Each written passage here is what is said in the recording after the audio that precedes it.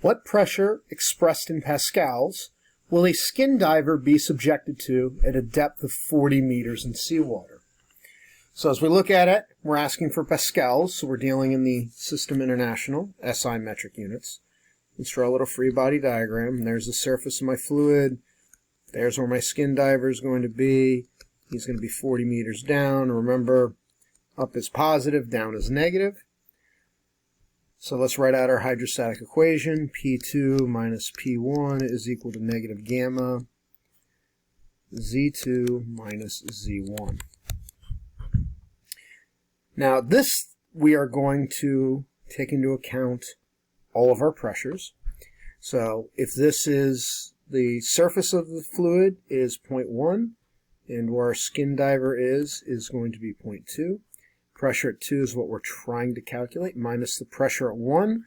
1 is atmospheric pressure, because standard atmospheric pressure, because we are at sea level, which in the metric system is going to be 101,300 pascals.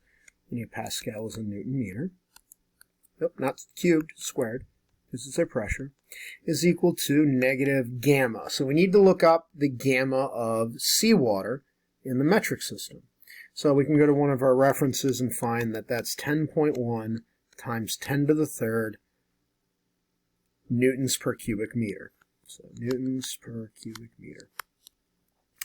Now we deal with the depths. Well, depth 2 is 40 meters, but remember we're going down, we're going below the surface, so that's negative 40 meters. And then we're going to subtract that 0 meters because that is where our 0 is set.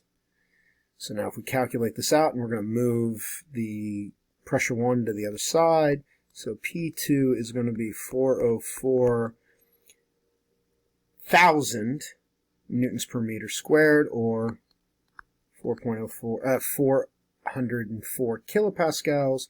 And then we're going to add to that our atmospheric pressure of 101.3 kilopascals, which will give us a pressure at 2 at 505.3 kPa. Now, as we note here, absolute and gauge pressure, it becomes very important, because if we only solve for gauge pressure, we would be off by about 20%. So atmospheric pressure is important in this situation.